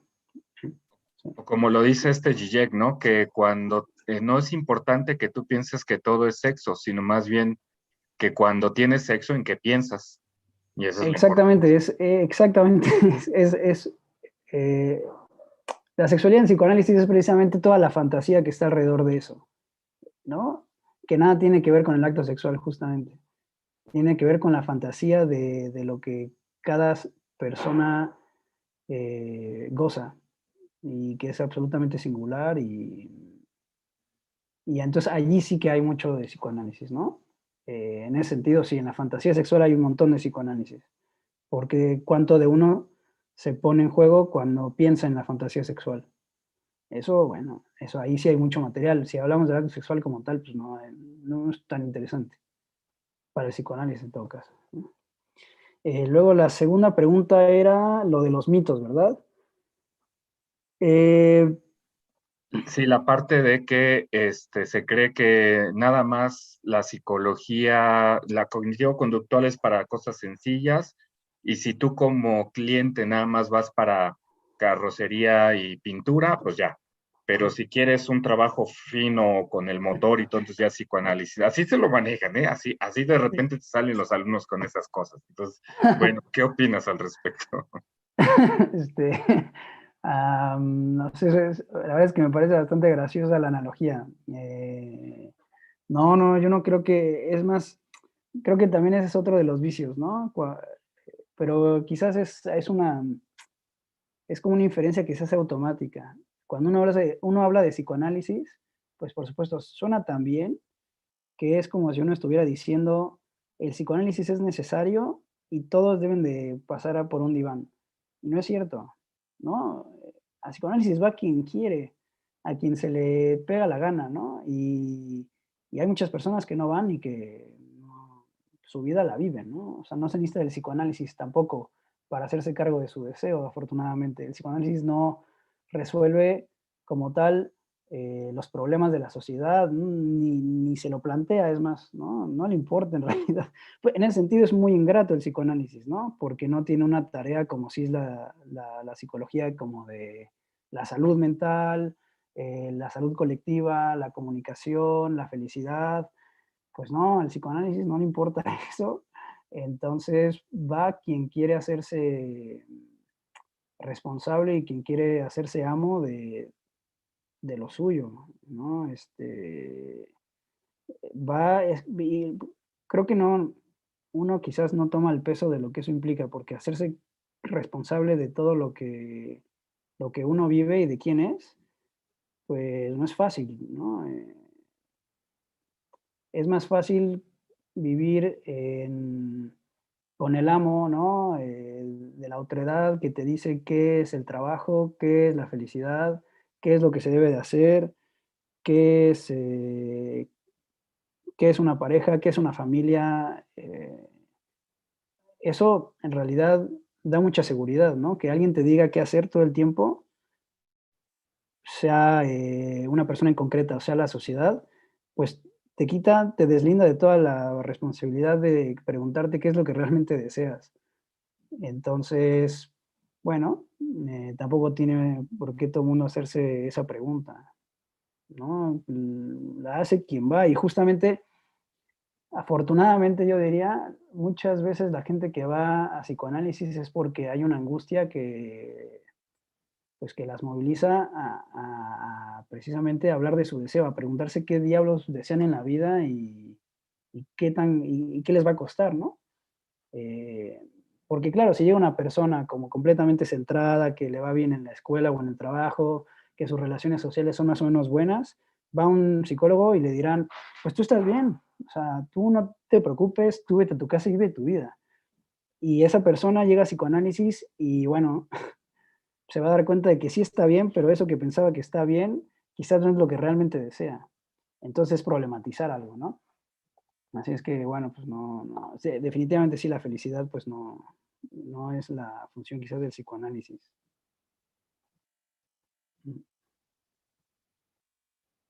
Micrófono, muy bien, muy interesante verlo desde esta perspectiva. Y bueno, si te parece entonces una última pregunta, Ujú. este, esta ya, creo que ya agotamos las preguntas de aquí del foro, del chat, las que están haciendo, pero yo sí te voy a hacer una última pregunta, que va a ser una pregunta que les voy a hacer a todos ustedes en este ciclo de exalumnos, bueno, que yo los vi como alumnos y que ahora los estoy viendo ya como que están en esta posición de profesionales destacados. Y esto es una pregunta para ti, para que entonces los alumnos, al verte, se inspiren y piensen entonces cómo es que se le hace para llegar a, cómo hago, qué necesito hacer, qué, desde mi perspectiva, qué errores cometí, qué aciertos cometí, qué tengo que hacer más, qué a lo mejor tengo que poner más cuidado. Entonces la pregunta es muy sencilla, pero también compleja. ¿Cómo llegar a ser tú? Bueno, ¿cómo llegar a hacer eso? No sé, no. Quizás equivocándose un montón. O sea, no porque a donde yo haya llegado sea algo que valga la pena llegar, ¿no? Eso tampoco lo sé yo.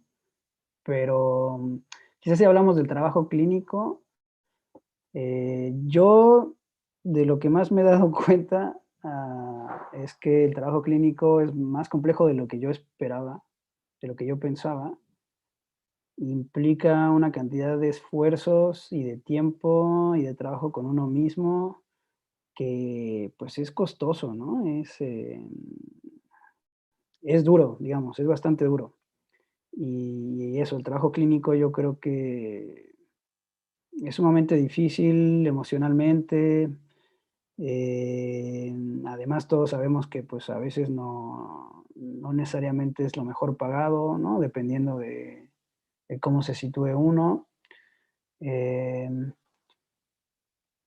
entonces, más bien ahí yo lo que diría es tratar de pesar lo suficiente el trabajo clínico, o sea, es decir, saber realmente qué implica el trabajo clínico, porque eh, es eso, es en verdad, no sé, yo recuerdo, por ejemplo, decir, pues yo no voy a estudiar medicina porque qué flojera, voy a tener que estar estudiando 10 años, ¿no? Y luego, pues aquí estoy, ¿no? Y pues, tendré que seguir estudiando porque en realidad es algo muy complejo, entonces requiere un montón de esfuerzo, un montón de trabajo. Entonces, más bien es quizás eso, pues, hacerse la idea del trabajo que implica. Sí, al menos yo lo que experimenté es que es más pesado y más complejo de lo que yo pensaba. Entonces es curioso porque mientras más conozco yo, me doy cuenta de lo tonto que era antes, ¿no?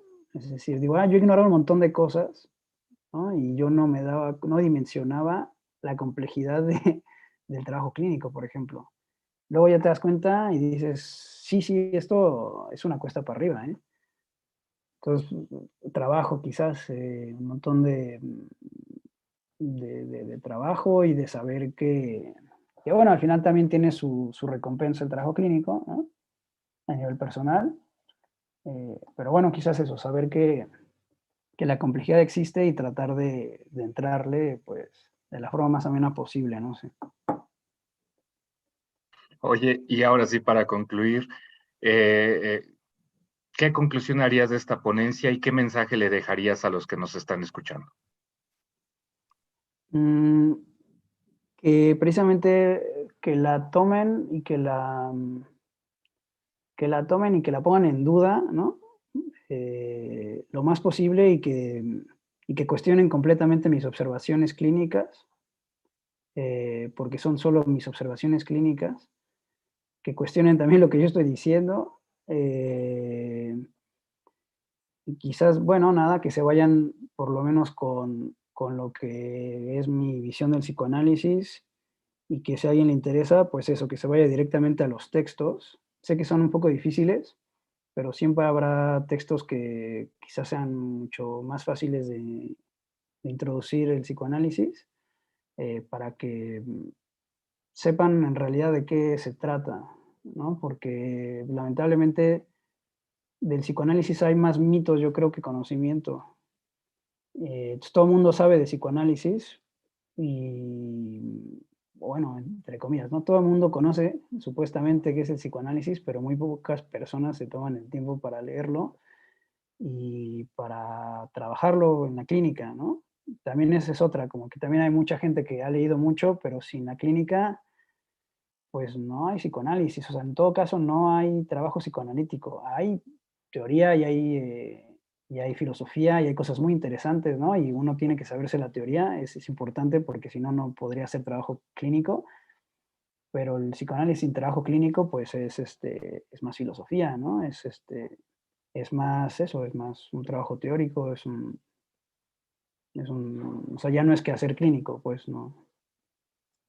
Digamos, es siempre el psicoanálisis como técnica, siempre el psicoanálisis va a primar la técnica antes que la teoría, porque así inició, de hecho. Entonces, bueno, quizás dejarlos con eso, con poner en duda, con ir directamente a los autores y hacerse su propia opinión y su propia experiencia de lo que es no solo el psicoanálisis, sino el trabajo clínico, ¿no? Que creo que uno no termina de hacer esa experiencia hasta que no vea a un paciente. Es en ese momento cuando uno sabe quizás si quiere o no ser psicólogo clínico, ¿no? Sí, porque uno cree que es jugar ping-pong, pero en realidad es como hacer rapel y del peligroso. Sí, no es Sí, sin sencillo. cuerda. Y así, y sin cuerda aparte. Sí, sí, no es sencillo. Y uno fantasea cuando entra a la licenciatura que uno se va a volver una especie como de clase mediero con su biblioteca atrás y el perrito aquí abajo y contando el dinero, fumando una pipa. Y no, para nada. Es algo No, mucho, muy complicado. Y obviamente requiere de un gran esfuerzo. Yo diría que la formación puede tomar de menos una década. Nada más la sí, de pura menos. formación, al Sí, menos. para Por sentirse eso más o menos competente, sí. sí, sí, sí, al menos, al menos. Entonces, el problema está también la banalización que se hace del psicoanálisis por lo mismo. Mm. Dice Stephanie, y estoy de acuerdo también, yo también hasta lo estaba pensando ahorita que hablabas, ¿qué libro recomendarías para adentrarse en el mundo del psicoanálisis? Ah, caray, qué pregunta, porque no es Qué buena sencillo. pregunta. Sí, no es sencillo, pero bueno, si no hay como para las personas que no están muy familiarizadas, yo antes lo tachaba como de qué es esta cosa tan que caricaturiza tanto el psicoanálisis, pero me he dado cuenta que en realidad es mejor de lo que uno piensa y es los libros de Nacio. A ver si no me estoy confundiendo de autor, ¿eh? Déjame lo busco. Los libros de Nacio, que De son los tres conceptos fundamentales. sí, creo que sí. Creo que sí. Que es quizás de las cosas como que suelen ser más amenas, ¿no?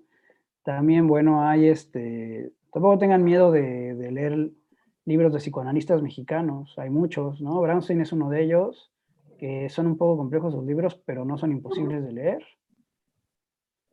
Está Gerber también, Daniel Gerber, tiene cosas que pueden ser amenas de leer, ¿no? Eh, y dependiendo de su nivel de interés, pues sí, obviamente ir a Freud. También es cierto que Freud, a pesar de que es complejo, tiene obras que son de hecho, están pensadas para que uno las lea sin tener que ser psicoanalista, ¿no? Todas las conferencias introductorias del psicoanálisis tienen esa función. Está también la de, ¿cómo se llama este texto? ¿Deben deben los legos ejercer el psicoanálisis? Se llama el texto. Y es un diálogo ficticio que se crea Freud de si un juez le estuviera poniendo en duda la pertinencia del psicoanálisis justamente, o sea, cómo funciona y por qué funciona y si un psicoanalista debería ser médico, pues en ese diálogo ficticio Freud hace un esfuerzo enorme para explicar de forma, digamos, simple o para alguien que no es psicoanalista, que no es médico, que no es nada, que entienda qué diablos es el psicoanálisis. Entonces, bueno, estos dos de Freud y eso, no tenerle miedo tampoco a los autores como actuales, ¿no? Y nacionales. Yo agregaría a Zizek, que tiene este libro de Mirando al Sesgo, donde hace un intento como de explicar cuestiones de la vida cotidiana y cine, no es sencillo tampoco para alguien que no haya leído psicoanálisis, pero bueno, a mí me gusta, digamos, para usarlo cuando doy mis conferencias introductorias de psicoanálisis.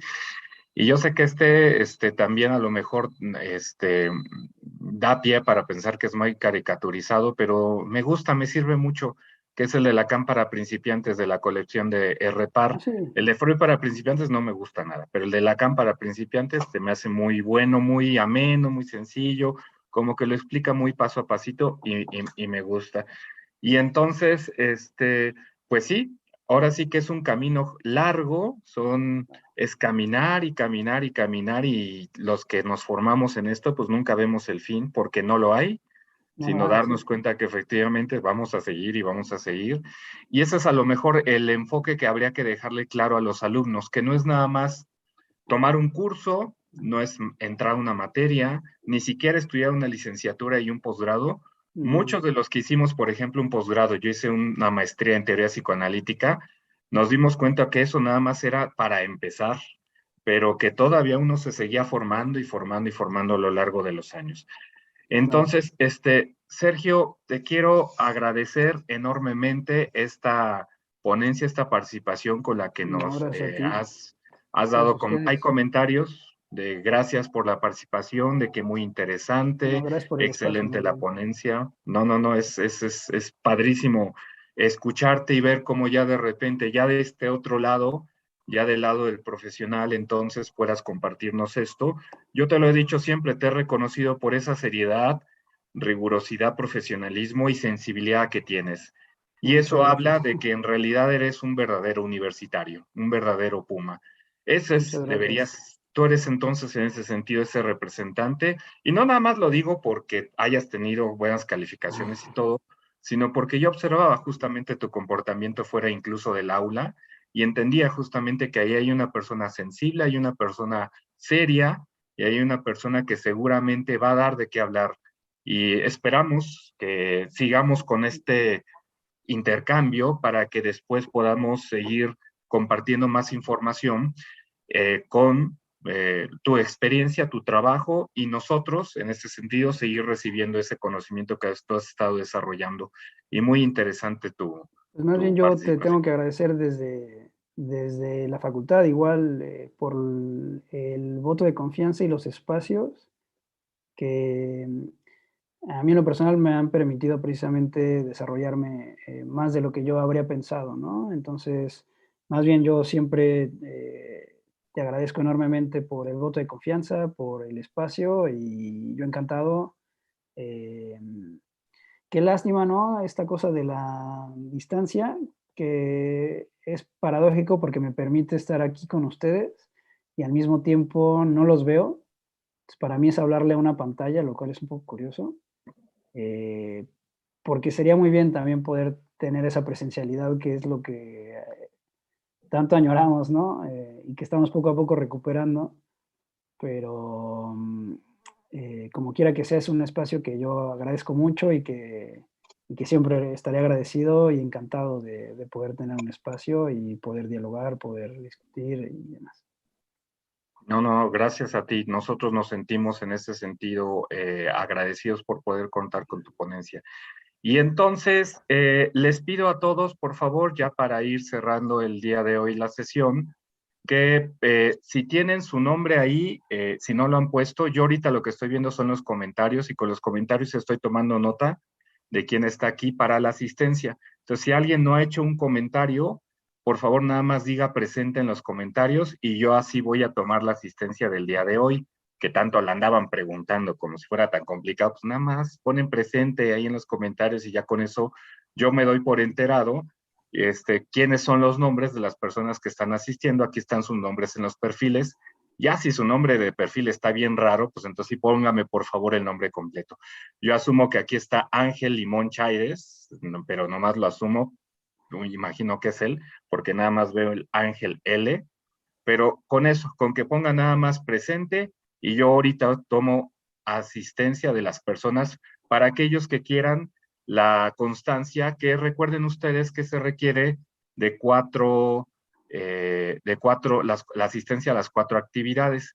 Dentro de este ciclo de los nuevos pilares de la psicología clínica y de la salud, Es solamente la primera ponencia, pero además de que ya tenemos ahorita las otras 3 presentadas, vamos a pensar en seguir continuando con este ciclo de alumnos destacados que vengan a darnos justamente su, su trabajo y lo que han estado desarrollando.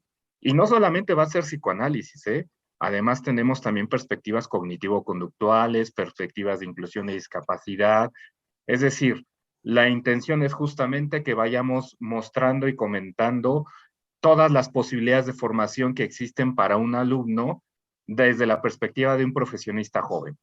Entonces, el día de hoy tuvimos a Sergio, como ven ahorita en pantalla, espero que se esté viendo. Tendremos el 6 de abril a las 5, la discapacidad, inclusión, exclusión en la psicología. ¿Saben qué fue lo que pasó con esta cuando era mi alumna? Me decía, oye, ¿y por qué la UNAM no es inclusiva? Y sabes, mano, te empiezas a dar cuenta que los mismos espacios, los físicos y todo eso, no estaban habilitados. Muchos de la forma como nosotros damos nuestra clase no favorece la inclusión desde la discapacidad. Entonces, pues me estalló la cabeza, dije, chin, tiene toda la razón. Y además la Facultad de Psicología no es pionera en este tipo de cosas, no es vanguardia. Y entonces, pues le propuse después a esta Paula, pues oye, ¿por qué no nos platicas justamente qué es la inclusión para la psicología? Esa será la siguiente ponencia.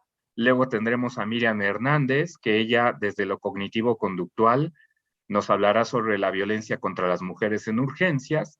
Y finalmente, Alma Elizabeth Famila, nos hablará sobre la importancia de los youtubers en la población infantil. Ella trabajó una investigación cualitativa y encontró cosas muy interesantes. Entonces, les agradecemos mucho su presencia. Yo ahorita entonces estoy viendo los presentes, hashtag, así, gracias Sergio, hashtag gracias Sergio. Ahí póngalo todo en Gracias sus a ustedes. perfiles en Facebook, hashtag gracias Sergio. Y seguimos aquí presentes todos nosotros. Los invitamos a esta fiesta del conocimiento, a esta fiesta del saber. Y yo aquí en este canal seguiré publicando muchos de estos videos y estas conferencias con toda la intención de seguirles trayendo esta información a todos ustedes. Muchas gracias. Gracias, Sergio. Muchas gracias. Estamos en contacto. Cuídate mucho. Hasta luego Bye bye. igualmente. Adiós Bye. a todos.